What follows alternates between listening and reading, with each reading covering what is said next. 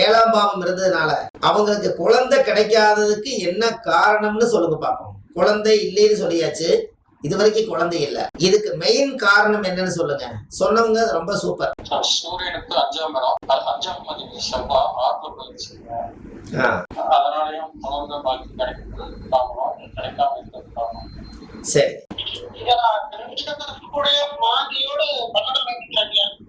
அந்த 12ஆம் பாவம் கட்டில் சுகம் தாம்பத்திய வாழ்க்கையிலையும் போய் மாந்தி உட்காந்துக்குது. அது ஒரு குற்றம் தான். கரெக்ட் தான், சொல்லுங்க. அது ஒரு குற்றம் தான். குழுகன் என்ன வீடு குட்டிச்சவர் இருந்தாங்க. அப்ப அந்த காலத்துல அந்த குழுகன் 12ஆம் இடம் படுக்கை அறை கட்டில் சுகத்துல போய் அது இருக்கிறது பெரிய தவறு தான். அடுத்தபடியே என்ன பிரச்சனைனால குழந்தை கிடைக்கலன்னு சொல்லுங்க. இந்த பொண்ணோட ஜாதகத்துலதான் இவ்வளவு பிரச்சனை. ஆனா இந்த பொண்ணோட ஜாதகத்துல பிரச்சனையா இருக்கிறதுனால நான் என்ன சொன்னேன்னா, உங்களுக்கு இன்னும் சொல்றீங்களா? நான் சொல்லவா?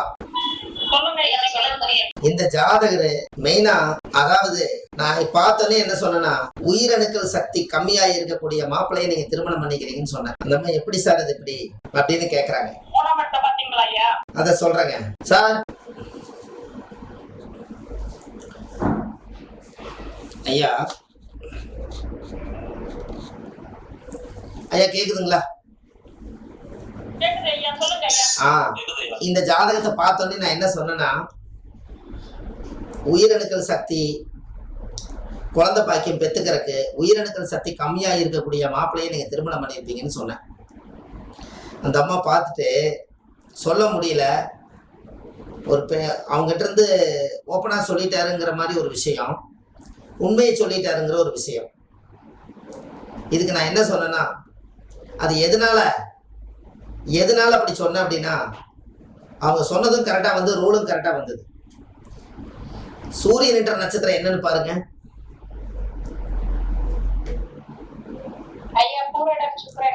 சுக்கரனுடைய நட்சத்திரம். இந்த சுக்கரன் லக்னத்துக்கு எத்தனை குடையவர்?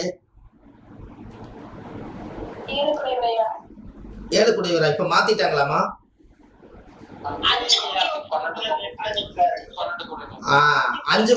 5 குடையவர். அப்போ 5ஆம் இடம் தான் குழந்தை, 12ஆம் இடம் தான் படுக்கை அறை, கட்டில் சுகம் 12. அப்ப 5 குழந்தை. இந்த 5, 12 சம்பந்தப்பட்ட நட்சத்திரமே போய் முடக்கணும் பண்ண அவங்க நேரடியா குடும்ப சந்தோஷத்துல ஈடுபட்டு கட்டில் சுகத்தாலையும் அந்த பெண்ணுக்கு கொடுக்கக்கூடிய யோகாதிபதியும் எதுவும் இல்லாம அந்த ஜாதகருக்கு 5 வருஷமாயி குழந்தை கிடைக்கல. எப்படி?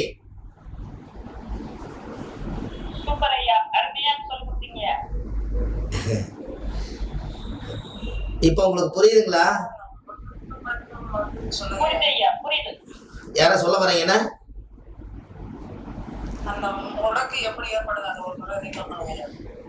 முடக்கு நட்சத்திரத்துக்கு உங்களுக்கு முடக்கு பேட்டர்ன் இருக்கும் பாருங்க.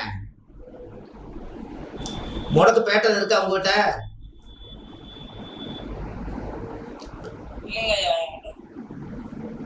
முடக்கு பேட்டர்ன் உங்களுக்கு நீங்க வாங்கிக்கங்க. அந்த முடக்கு பேட்டர்ன்ல இருந்து தான் நம்ம எடுத்திருக்கோம். அது நம்ம குழுவில் யாரோ ஒருத்தர்கிட்ட நீங்க வாங்கிக்கங்க, வெளியே விடாதீங்க. அந்த முடக்கு நட்சத்திரம் அது தனுசு வீடா வந்ததுனால அதாவது சுக்கிரன் நல்லா பாருங்க அந்த ஜாதகத்தை. இந்த பொண்ணுக்கு 7ஆம் இடம் கணவன் ஸ்தானம் முடக்காயி, 5ஆம் இடம் புத்திரஸ்தானமே முடக்கு நட்சத்திரமாயி, 12ஆம் இடம் கட்டில் சுகம் தாம்பத்திய வாழ்க்கைக்கு உண்டான நிம்மதியான தூக்கத்துக்கு உண்டான ஒரு சந்தோஷமா இருக்கக்கூடிய சுக்கரன் 5, 12 குடைவரே முடக்கு நட்சத்திரமாயி, அவரே போய் 8ல போய் அவரு போய் பாவ கிரகங்கள் சனி ராகுக்கு சென்டர்ல சுக்கரன் மாட்டிட்டாரா?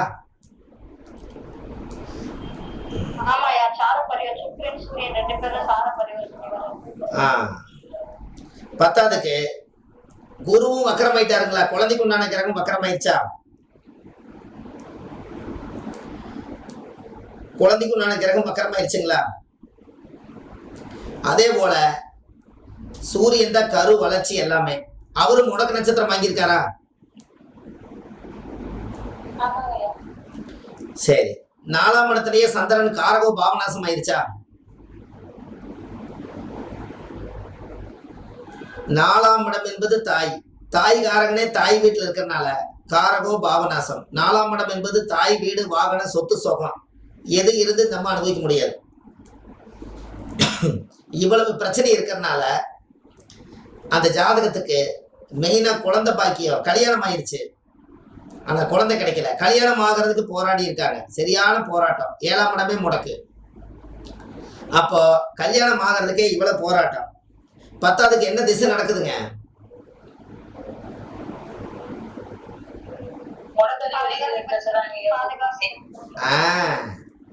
பாதகாதிபதி திசை பிளஸ் முடக்காதிபதி திசை.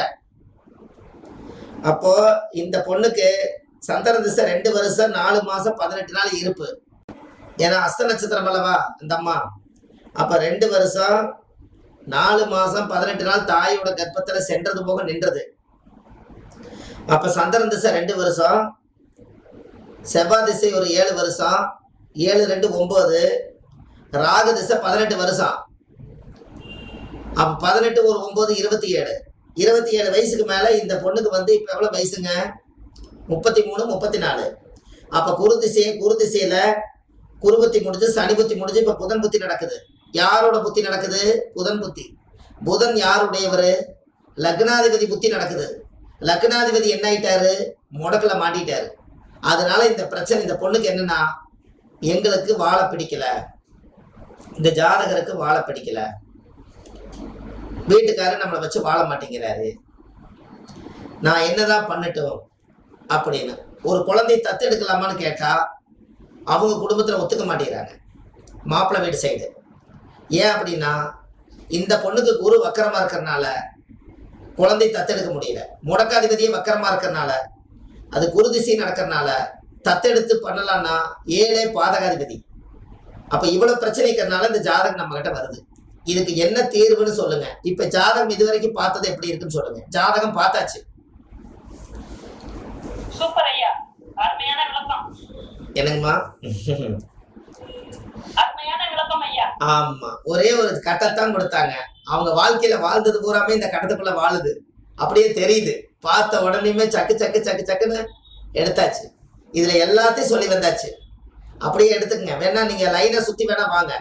அந்த ஜாதகருக்கு குடும்பாதிபதியே யாருன்னு கேட்டீங்கன்னா, லக்னத்துக்கு 2ஆம் இடம் சந்திரனோட வீடு. அந்த சந்திரனே அந்த அம்மா ஜென்ம நட்சத்திர வீடே வாங்கிட்டாங்க குடும்பஸ்தானத்துல. முடக்கு உட்கார்ந்துருச்சு, குடும்பங்கிற பேரை அங்கீகாரம். 3ஆம் அதிபதி போய் முடக்குல மாட்டிக்கிறனால வீரியம் தைரியம் இல்லாத ஒரு கணவனை திருமணம் பண்ணிட்டாங்க. 3ஆம் அதிபதி தைரியம், 3ஆம் இடத்த வீரியம். அந்த வீரியத்துக்கு அதிபதியை 7ல போய் உட்காந்து அதுவும் முடங்கியாச்சு. 4 சந்திர காரகோ பாவனாசம். 5ஆம் பாவத்துல அந்த பெண்ணோட ஜாதகத்துல புத்திரஸ்தான பிரச்சனை. 6ஆம் அதிபதியே செவ்வாய், அது போய் 12ஆம் இடம் கட்டில் சுகம் தாம்பத்தியத்தை போய் மறைஞ்சு போச்சு. 7 பாதக 8 வாழ்க்கை ரகசியம். அங்கேயும் போய் நீங்க 5ஆம் அதிபதி முடக்கு நட்சத்திராதிபதி உட்காந்துருச்சு. 9க்கு அதிபதியும் போய் முடக்கு நட்சத்திராதிபதியோட சேர்ந்தாச்சு.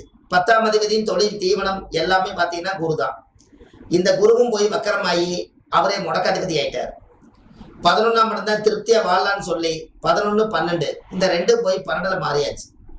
அப்போ 12ஆம் அதிபதி சுக்கிரனே கட்டில் சுகம் நட்சத்திரமே முடக்காய் போச்சு. இந்த ஜாதகத்தினுடைய ஜென்மத்தினுடைய என்ன வினோதம் பாருங்க. எவ்வளவு பெரிய கர்மவினை இருந்தா இப்படி ஒரு கிரக நிலை இருக்கும் போது ஒரு தாயுடைய கர்ப்பத்துல இருந்து இவங்க பிரசவமாயிருப்பாங்க. இப்படி ஒரு தோஷத்தோட பிறந்து ஜாதகம் சுத்த ஜாதகங்கிறாங்களே. இப்படி 12 கட்டத்தையும் ஆய்வு பண்ணி பார்க்கும்போது இந்த பொண்ணுக்கு நீங்க எந்த கட்டத்தை சரி பண்ணுவீங்க, எப்படி வாழ்க்கை நிமித்தி விடுவீங்க சொல்லுங்க பாப்போம். ரொம்ப டிஃபரெண்டான ஜாதகமா இருக்குங்க. அப்ப ஒருத்தருடைய ஜாதகத்தை நீங்க வாழ்க்கையில போட்டு பார்த்தா உங்களாலையும் ஆய்வு பண்ணி அவங்களுக்கு சரியான தீர்வு கொடுக்க முடியும். நான் முதல்ல என்ன பரிகாரம் சொல்லியிருப்பேன்னா, உங்களுக்கு பரிகாரம் வேணும். அதுக்கு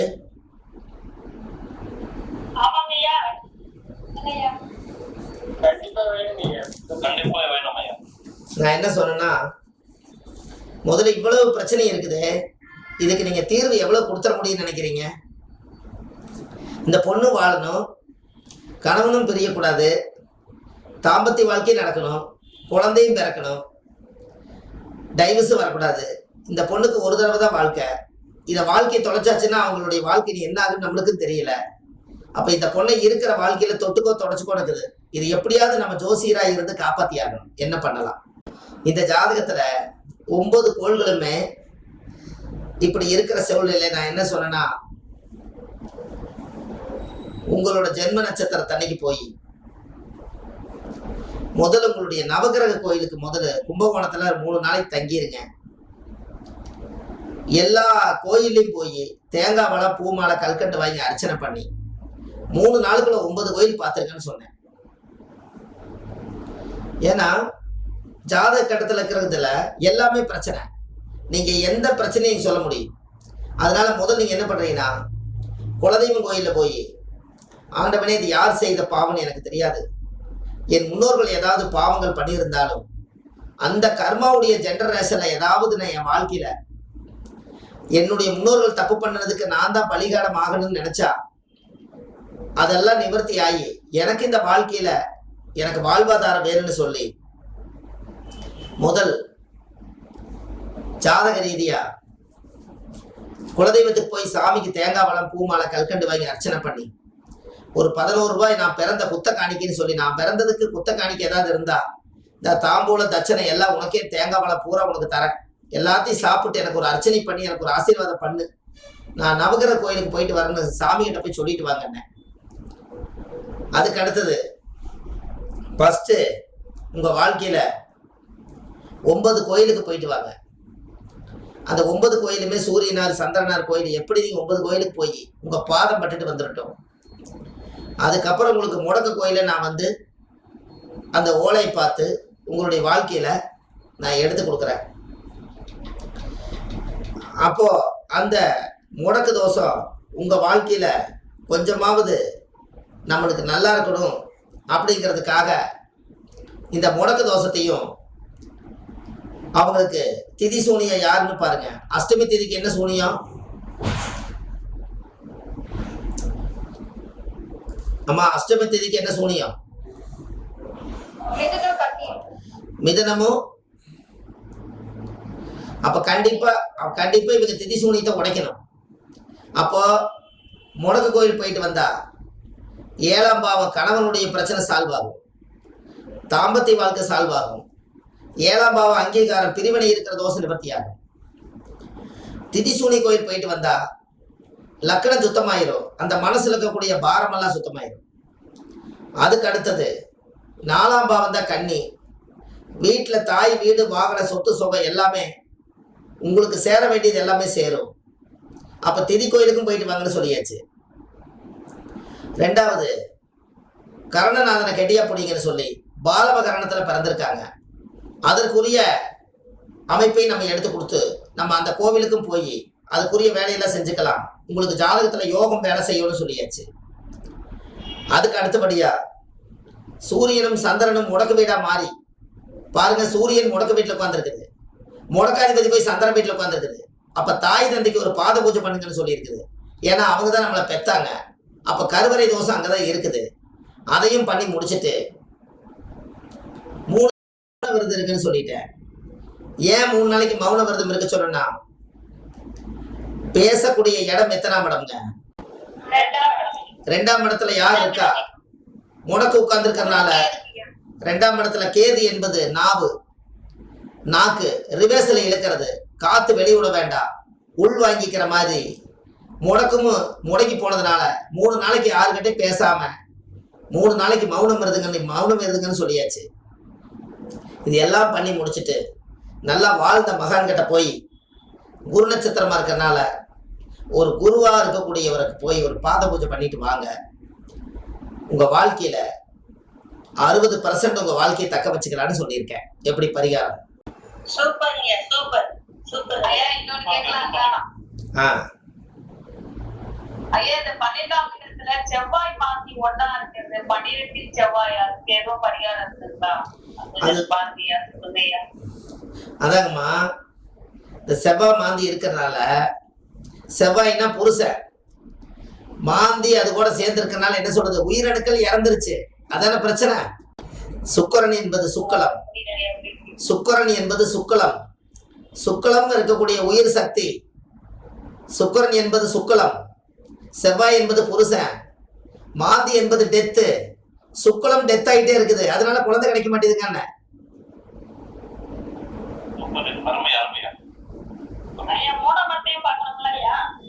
நீங்க அந்த செவ்வாயை 3ஆம் இடத்தை பாக்குது பாருங்க.